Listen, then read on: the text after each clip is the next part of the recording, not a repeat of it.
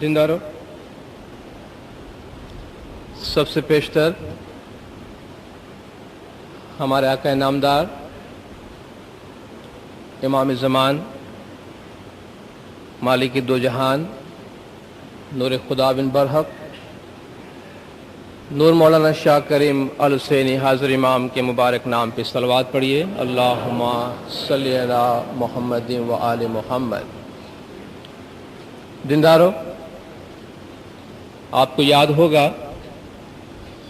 کہ کل کے اپنے وعظ میں انسان پر آنے والے دکھوں کے بارے میں، تو خاص طور پہ اچھے اور نیک انسانوں پہ آنے والی تکالیف اور دکھوں کے بارے میں میں یہ عرض کر رہا تھا کہ انسان پہ کچھ تکالیف اس کے اعمال کے نتائج ہوتی ہیں،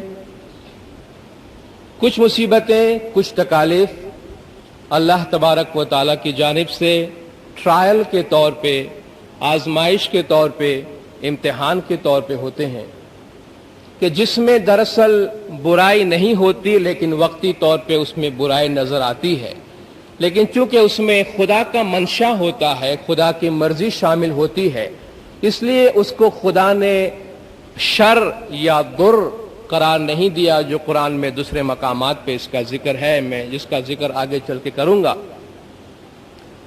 ان دونوں سورسز کے علاوہ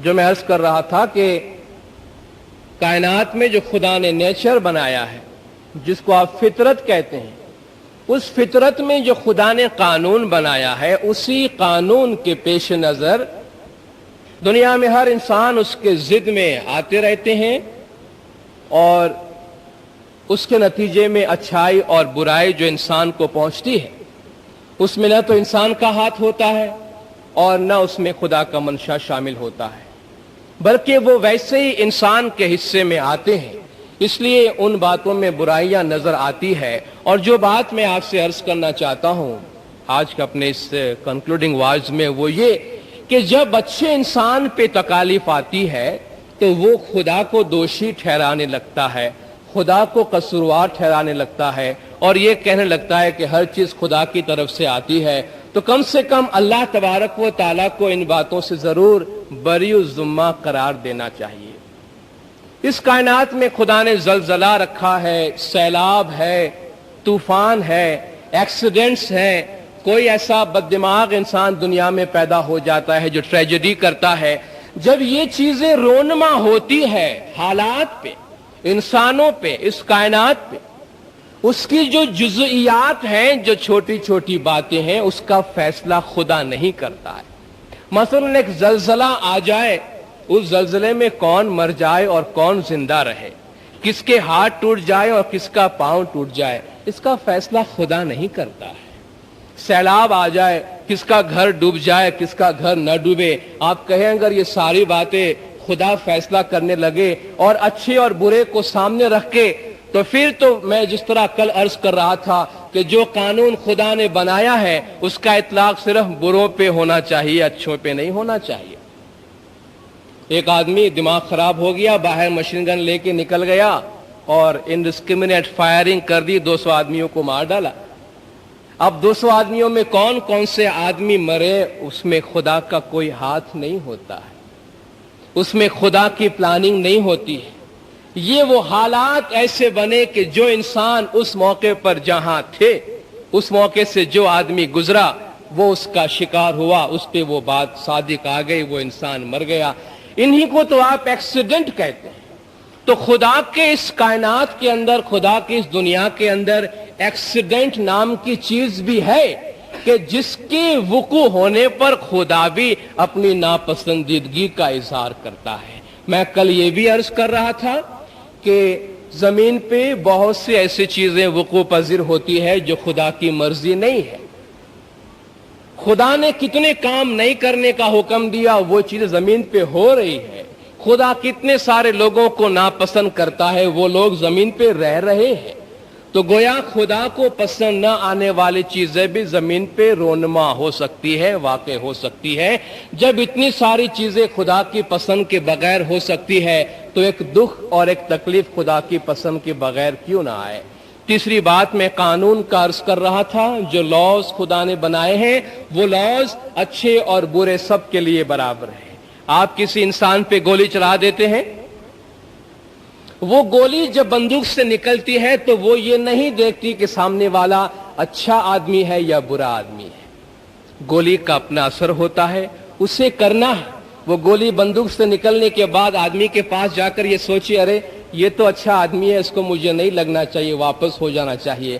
تو آپ جانتے ہیں قدرت میں ایسا پاسبل نہیں ہے، ایسا پاسبل نہیں ہے۔ گولی چلائی گئی، سامنے جان ایف کینیڈی ہو، مارٹن لوتھر کنگ ہو، لیاقت علی خان ہو، کوئی بھی سامنے ہے، گولی کو اپنا کام کرنا ہے، تلوار کو اپنا کام کرنا ہے۔ اگر تلوار اچھے برے کے درمیان تمیز کرنے جاتی تو وہ خنجر جو مولا مرتضی علی صلوات اللہ علیہ پہ چلائی گئی، وہ تلوار جو امام حسن علیہ السلام پہ چلائی گئی، انہیں نہیں چلنی چاہیے تھی، ان تلواروں کو نہیں چلنی چاہیے تھی۔ اچھے لوگوں پہ بھی وہ قانون صادق آتے ہیں، برے لوگوں پر بھی آتا ہے۔ یوتمال میں تو جماعت خانہ شہید ہوا اور 110 آدمی جماعت خانے کے اندر مارے گئے، جان بحق ہوئے۔ تو اچھا ہونے پر یہ گارنٹی نہیں ہے کہ آپ پہ تکلیف نہیں آئے گی۔ اس کائنات کے اندر خدا نے انسان کو جو اختیارات دیے ہیں، آپ کہتے ہیں اگر ایک انسان برا کرتا ہے خدا اس کو کیوں نہیں روکتا، خدا اس سے ہمیں کیوں نہیں سنبھالتا؟ دیکھیے، انسان کو جو اشرف المخلوقات کہا گیا ہے، انسان کو جو سب سے اچھی تخلیق، سب سے اچھا مخلوق قرار دیا گیا ہے، اس کی وجہ کیا ہے؟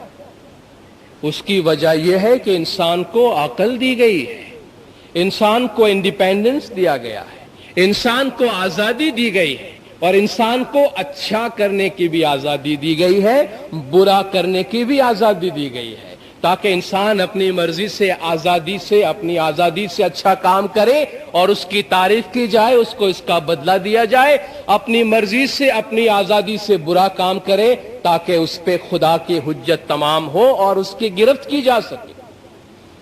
آپ کہیں اچھا کام کرنے میں تو ہمیں آزادی ملنی چاہیے، برے کام کرنے میں آزادی نہیں ملنی چاہیے، تو خدا اگر یہ ہماری آزادی ہم سے لے لے، ایک آدمی سڑک پہ جائے گولیاں چلاتا ہے، خدا اس کو روک لے، تو انسان کی وہ آزادی خدا سلب کر لیتا ہے، اور اگر انسان کی آزادی اس سے لے لی جائے تو انسان نہیں رہتا ہے، حیوان بن جاتا ہے جو انڈیپینڈنٹ نہیں ہے۔ تو انسان کو انسان رکھنے کے لیے اس کو آزادی دینی پڑتی ہے قدرت کی طرف سے۔ اس لیے آپ دیکھیں دنیا میں، تاریخ میں، برے انسانوں کے ہاتھوں اچھے انسانوں کو سفر کرنا پڑا، دشمنوں کے ہاتھوں پیغمبروں اور اماموں کو سفر کرنا پڑا، انہوں نے برداشت کیا، خدا نے اکثر اس میں انٹرفیئر نہیں کیا، کیونکہ اچھے اور برے کی یہ جنگ دنیا میں ایسے جاری ہے، اور یہ قدرت کے کارخانہ میں، خدا کے قانون میں ایسا ہوتا رہا ہے۔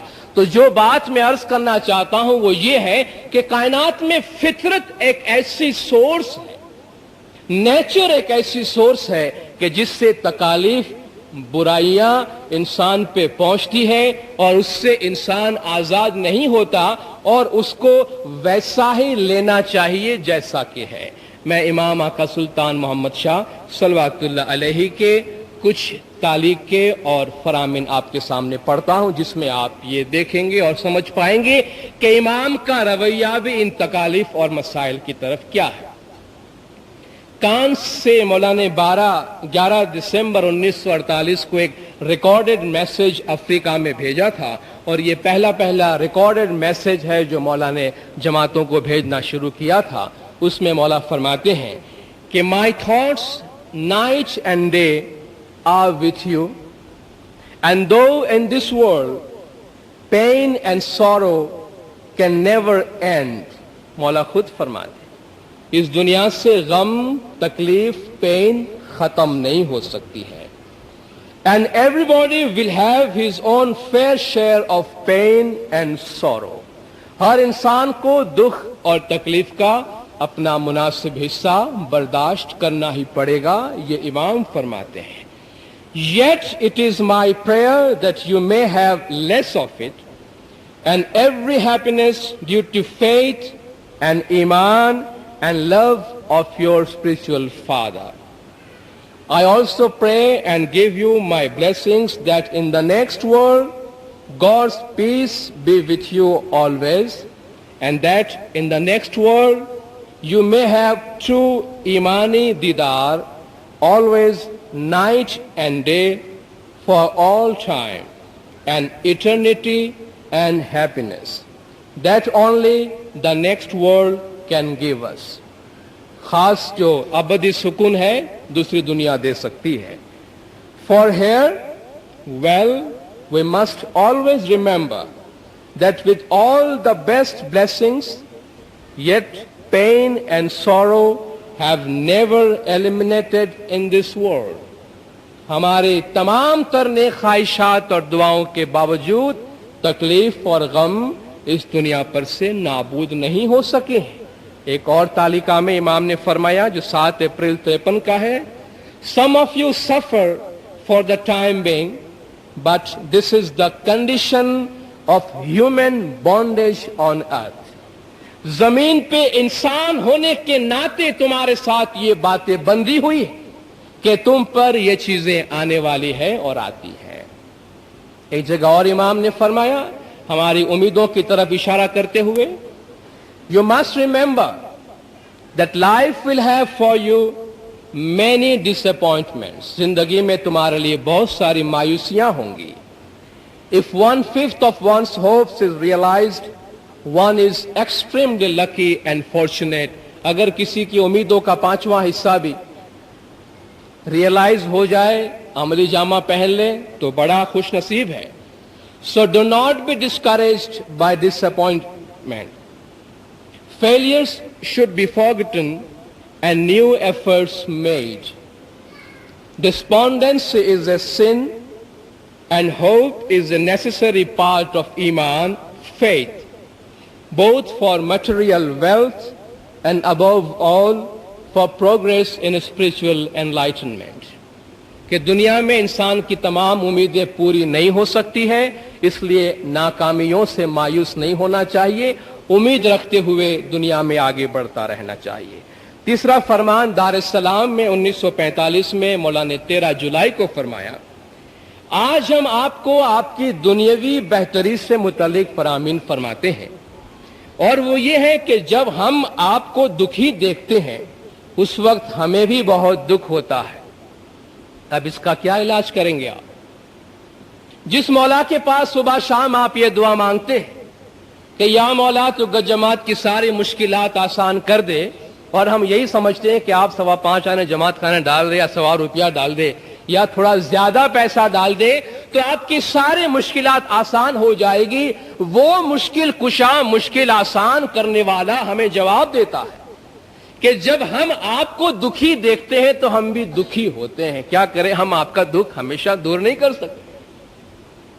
یعنی یہ ایک ایسا ریالسٹک اپروچ ہے کہ ہمیں اس خیال میں نہیں رہنا چاہیے کہ ہاں آپ جب چاہیں مولا سے کہیں, البتہ ہمارا ایمان ضرور ہے, لیکن خود مولا نے اس کا خلاصہ فرمایا کہ امام خود بھی قدرت کے اس کارخانے میں انٹرفیئر نہیں کرتے ہیں. جب آپ کو دکھی دیتے ہیں تو ہم کو بھی دکھ ہوتا ہے, لیکن جب آپ سکھی ہوتے ہیں تو ہم بہت خوش ہوتے ہیں. اس لیے آپ کیسے سکھی ہوں اس کے متعلق ہم ہمیشہ سوچتے رہتے ہیں. امام انسان پر آنے والی قدرتی اور قسمتی دکھوں کو دور کرنے کی کوشش ہرگز نہیں کر سکتے. اگر امام ایسا کرے تو پھر دوسری دنیا یہی ہو, یعنی دنیا اور آخرت جیسا کچھ بھی نہ رہے. انسان پر اس دنیا میں جو کچھ آتا ہے اس سے ناراض نہیں ہونا چاہیے, بلکہ اس کے لیے انسان کو خوش ہونا چاہیے, کیونکہ ایسے قدرتی دکھوں سے انسان کے گناہ دھلتے ہیں اور روح کو گناہوں سے آزادی ملتی ہے. اس کے بعد مولا نے فرمان میں ایک مثال دیا کہ جب ہم بامبے میں تھے تو بدخشان کا مکھی ہمارے پاس آیا جس کا پورا جسم جو ہے وہ کوڑ کی بیماری کی وجہ سے زخم ہو چکا تھا، لیکن وہ شکر کر رہا تھا۔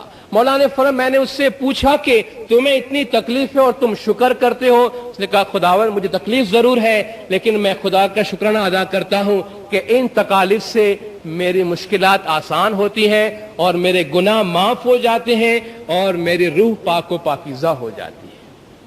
اس کے بعد امام نے فرمایا کہ آپ پر جو دکھ اور تکلیف آتی ہے اس کی شکایت نہ کرتے ہوئے خوش ہو کر اسے قبول کر لینا چاہیے۔ آپ کو سمجھنا چاہیے کہ قسمت کے جو دکھ اور تکالیف مقرر ہیں انہیں برداشت کرنے سے ہی روح پاک ہوتی ہے، لیکن جو بیماریاں اور دکھ آپ کی اپنی بے پرواہی کی وجہ سے آتی ہیں ان سے گناہ نہیں دھلتے۔ انسان کو خداوند تعالیٰ نے عقل عطا کی ہے، اس کا استعمال کر کے غفلت سے آنے والی بیماریوں کا علاج کرنا چاہیے۔ مولا کے ان فرامین سے بھی یہ باتیں ہمارے سامنے واضح ہوتی ہے کہ اس قدرت کے کارخانہ میں ایک ایسا سورس ہے جہاں سے تکالیف بلا وجہ انسان پہ آ سکتی ہے، جس سے انسان کو نقصان پہنچ سکتا ہے، لیکن اس کا علاج یہ نہیں ہے کہ انسان اس کے لیے شکایت کرے۔ میں درمیان میں شر اور در کی بات کر رہا تھا۔ خدا جہاں قرآن شریف میں اپنی طرف سے آزمائش دینے کی بات کرتا ہے اس میں ایسا نہیں ملتا کہ انسان کو اس سے نقصان پہنچتا ہو، لیکن ایک اور فلسفہ قرآن میں پایا جاتا ہے جس میں در یا شر انسان کو پہنچنے کا بیان ہے، اور جب اس کا بیان آتا ہے تو خدا یہ نہیں فرماتا کہ اور جب ہم انسان کو در پہنچاتے ہیں، بلکہ خدا فرماتا ہے وَإِذَا مَسَّ الْإِنسَانَ الضُّرُّ، جب انسان کو برائی پہنچتی ہے۔ حضرت یونس کا جو قصہ قرآن شریف میں ہے، حضرت ایوب علیہ السلام کے بارے میں تو یہ کہا جاتا ہے خدا نے ان کو آزمایا تھا، ان کی پوری زندگی آزمائش کا ایک درس ہے، لیکن ان پہ جب آزمائش آئی، بائبل کا قصہ ہم بیان نہیں کرتے لیکن قرآن میں، تو جب ان پہ تکلیف آئی تو وہ خدا سے کہتے ہیں کہ انی مسنی الضر، خدایا مجھے برائی پہنچی ہے، وانت ارحم الراحمین، اور تو رحم کرنے والا بڑا مہربان ہے۔ اس نے یہ نہیں کہا خدایا تو نے جو مجھے بیمار کیا ہے، تو نے جو تکلیف مجھے پہنچائی ہے اس سے مجھے آزاد کر، نہیں۔ تو بات میں یہ عرض کرنا چاہتا ہوں کہ ہر تکلیف خدا کی طرف سے نہیں ہے، اس لیے خدا کو قصوروار نہیں ٹھہرانا چاہیے۔ آپ کہیں گے پھر خدا کس کام کا ہے؟ میں یہ عرض کرتا ہوں خدا اس کام کا ہے کہ جب آپ پہ تکلیف آئے، جب آپ پہ ایسی قدرتی ناگہانی مصیبت آئے تو خدا کے پناہ میں آ جائیے۔ خدا ہماری عمارت کو توڑتا نہیں ہے، خدا ہمیں عمارت کو اثر نو بنانے کا حوصلہ دیتا ہے۔ خدا ہمارے سر پہ شر نہیں ڈالتا، خدا فرماتا ہے ہماری پناہ میں آ جاؤ، جب شر تم کو پہنچے ہماری پناہ میں آ جاؤ، ہمارے قریب رہو، ہم تمہیں شر سے محفوظ رکھیں گے۔ قرآن کی دو آخری صورتیں جو ہے قل اعوذ برب الفلق، قل اعوذ برب الناس، اس میں کیا کہا گیا ہے؟ اس میں یہ نہیں کہا گیا کہ خدا شر پہنچاتا ہے، اس میں یہ نہیں کہا گیا خدا نقصان پہنچاتا ہے، اس میں کہا گیا اللہ تعالیٰ کی پناہ مانگو۔ قل اعوذ برب الفلق من شر ما خلق، اس تخلیق کا جو شر کا پہلو ہے اس سے بچنے کے لیے اللہ کے قریب آ جاؤ، اس سے بچنے کے لیے اللہ کے نزدیک آ جاؤ، اور جب تم اللہ کو یاد کرو گے، جتنا زیادہ یاد کرو گے اللہ تمہیں سمیٹ لے گا۔ ایک بہت ہی اچھی تمثیل آج کل تقریباً ہر گھر میں لکھا ہوا ہوتا ہے مثال، لیکن بڑی خوبصورت ہے اگر انسان اس کو سمجھ سکے کہ ایک انسان رات کو سوتا ہے تو خواب دیکھتا ہے، یہ مثال ہے۔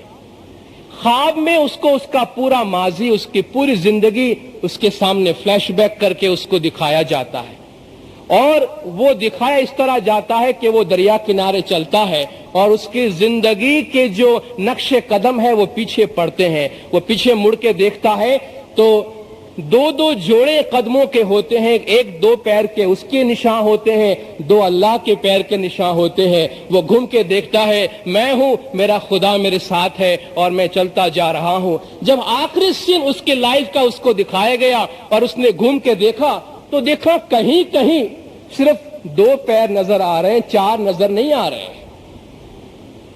اس نے یاد کیا کہ یہ کہیں کہیں اکیلا کیسے ہو گیا ہوں, یہ میرے دو پیر نظر آتے ہیں, چار کیوں نہ نظر آتے ہیں. اس کو خیال ہے کہ جب جب مجھ پہ مصیبت آئی, جب جب میں تکلیف میں مبتلا ہوا, اس وقت یہ دو پیر مجھے نظر آتے ہیں.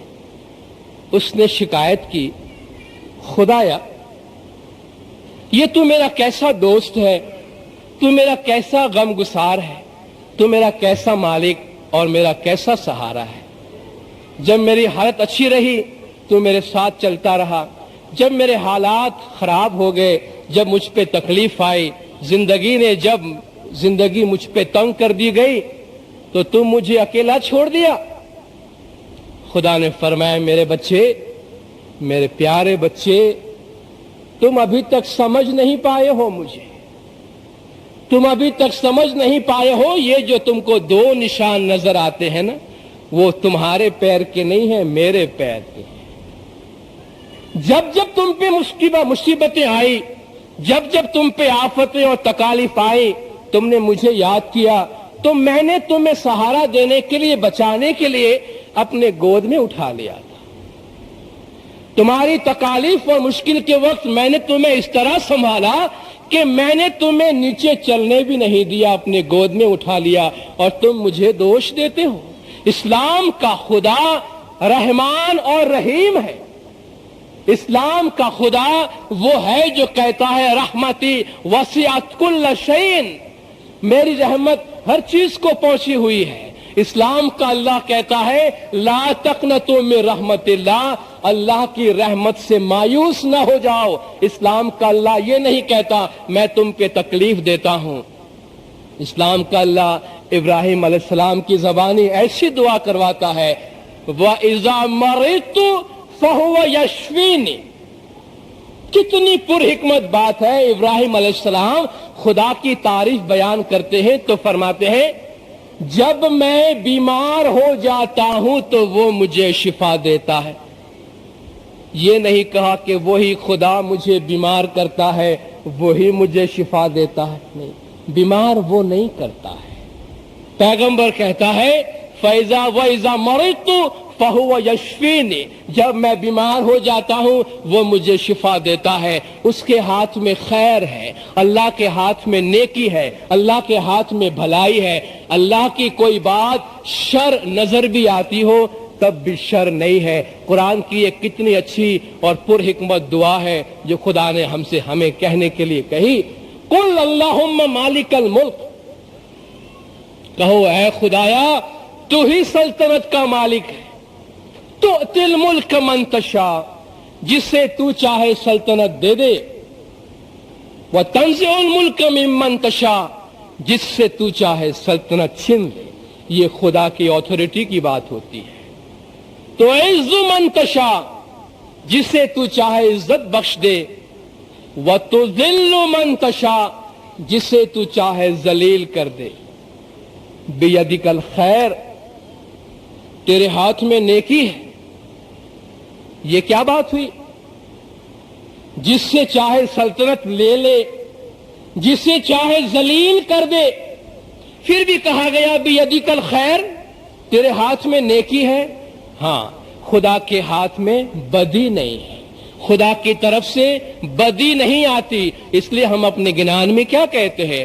اللہ گن تیرے, پیا گن تیرے, صاحب گن تیرے, یا شاہ اوگن بہت ہمیرے. کیا آپ کبھی اپنے امام پہ اوگن ڈالتے ہیں؟ کبھی نہیں ڈالتے. تیرے طرف کو کرم ہمیشہ, پاپ دوش ہمیرا. اس کے لیے آپ کبھی اس کو دوشی نہیں ٹھہراتے ہیں. ما اصابک من حسنۃ فمن اللہ, تمہیں جو اچھائیاں پہنچتی ہے وہ تو اللہ کی طرف سے ہے. वमा असबक मिन सय्यतिन फमिन नफ्सिक, तुम्हें जो बुराई पहुंचती है तुम्हारी अपनी वजह से है।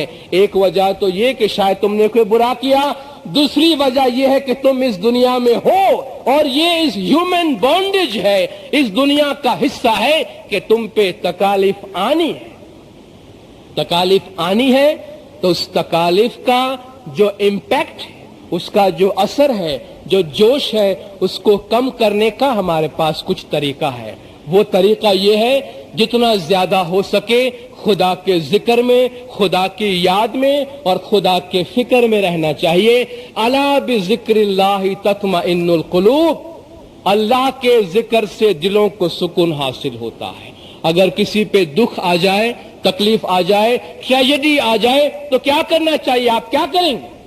मैं ऐसे बहुत से लोगों से मिला, बहुत से फैमिलीज से मिला, आर्ग्यूमेंट करते हैं, चिल्लाते हैं, बहस करते हैं, कहते हैं हमें साबित करके बताओ कि अल्लाह ने वाकई इसमें कोई नेकी की है हमारे साथ, और कहते हैं ये जुल्म जो हम पे हुआ है, हमने दुआ पढ़नी भी छोड़ दी, हमने इमाम को याद करना भी छोड़ दिया। वो मौला जो मेरे शौहर को उठा ले, अब मुझे क्या पड़ी है कि मैं खुदा को याद करूं।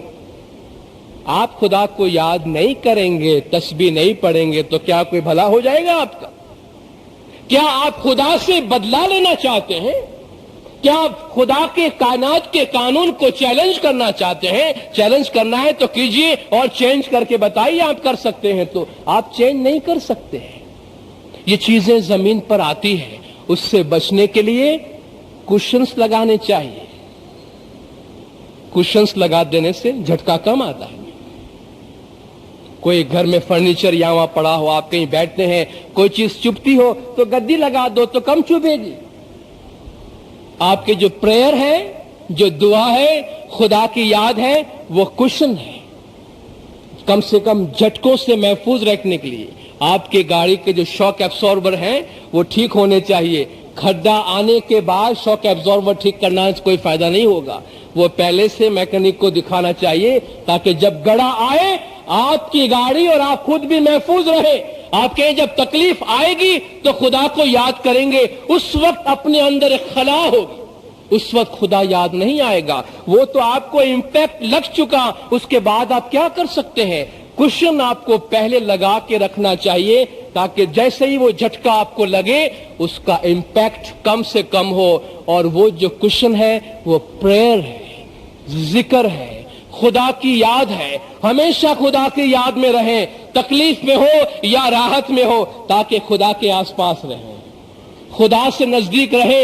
ऐसा ना हो इतने दूर निकल जाए कि तकलीफ होने के बाद भागे खुदा की तरफ तो काफी दूर की मसाफत हो, पहुंचते पहुंचते काफी तकलीफ हो जाए। जब इंसान पे तकलीफ का इंपैक्ट आता है, झटका आता है, इंसान बहुत दफा ज़हनी तवाजुन खो बैठता है, इंसान राह रात से भटक जाता है। इसको पहले से इंश्योर करवा लेना चाहिए। हमारी इबादत, जिक्र, बंदगी इंश्योरेंस की तरह है। कोई भी इंश्योरेंस कंपनी आपको ये नहीं बताती कि आप बीमार नहीं पड़ेंगे अगर प्रीमियम भरेंगे तो। आप प्रीमियम भरेंगे तो आप नहीं मरेंगे, आपका हादसा नहीं होगा। वो ऐसा नहीं कहते, वो कहते आप प्रीमियम भरिए ताकि अगर आपकी मौत वाक़ई हो जाए, हादसा पेश आए, खुदा न खास्ता हाथ पैर कट जाए, हम आपकी मुश्किल को कम करने के लिए आपको माली मदद देंगे। लेकिन जब हादसा हो जाए उसके बाद आप जाए कि मुझे पॉलिसी निकालनी है, प्रीमियम भरनी है, तो कोई इंश्योरेंस कंपनी आपकी पॉलिसी नहीं लेगा। वो पॉलिसी पहले निकालने की जरूरत है जब आप तंदुरुस्त हैं। जितने जवान हैं, जितनी कम उम्र है, इतनी अच्छी कीमत आपकी इंश्योरेंस कंपनी के पास है। इसी तरह खुदा की याद, नेक होना, जिक्र करना, इसमें कोई गारंटी नहीं है कि आप पे मुसीबत नहीं आएगी, आप पे तकलीफ नहीं आएगी। अगर आप जिक्र, बंदगी और प्रेयर का प्रीमियम भरते रहेंगे रोजाना जमात खाने में आके, तो अगर कभी मुसीबत आई तो उसका बेनिफिट मिलेगा। उसका बेनिफिट मिलेगा, उसका बेनिफिट ये मिलेगा कि इंपैक्ट कम से कम होंगे, झटका कम से कम लगेगा, तकलीफ का एहसास कम से कम होगा। और यही वो बात है जो मौला फरमाते हैं कि तकलीफ मुसीबत आनी तो है, लेकिन तुम्हारा ईमान, तुम्हारा फेथ और हमारी दुआ की बदौलत हम फरमाते हैं कि तुम पे कम बोझ पड़े, कम तकलीफ। تو जिस दुनिया में हम रहते हैं इसकी तरफ रियलिस्टिक अप्रोच ये है, तकलीफ हर तरफ से आ सकती है, लेकिन उसके असरात को कम करने के लिए हमारा धर्म मौला का नाम, मौला की याद, इबादत, जिक्र, बंदगी और जमात खाना है, जिससे हम इस तकलीफ से अपने आप को उसके असरात से काफी हद तक महफूज कर सकते हैं। आप जमात ने जुमा चांदरात होने के बावजूद 2 दिन तक खामोशी से मुझे सुना। मैं आप सब जमात का बहुत बहुत शुक्रिया अदा करता हूँ। खुदावंद नूर मौलाना शाह करीमुल हसन हाज़िर इमाम गज जमात को हकीकी समझ अता फरमाए। मौला गज जमात के तमाम गुनाह माफ़ करे, सबकी नेक उम्मीदें पूरी करे, आखिरी दम तक ईमान सलामत रखे, दीन व दुनिया में सुखी व आबाद रखे, दीदार नसीब करे। सलवात पढ़े दिनदार, अल्लाहुम्मा सल्ली अला मुहम्मद व आला। लीन होती है, कभी ये इसके अंदर सिफत शजरियत आ जाती है, इसका लक़ब शजरी हो जाता है, यानी वस्ते ज़बान से ये अदा होती है, ऊपर के तालु से अदा होती है। तो ये 8 हुरूफ हैं कि जिनमें सिफातें आरिज़ा आती हैं। बहरहाल इन सिफात का पूरे तौर से लिहाज रखना चाहिए। तो हमीदुद्दीन साहब, ये बात आपकी अच्छी तरह समझ में आ गई होगी। इसके अलावा अगर कोई साहब कोई सवाल करना चाहें।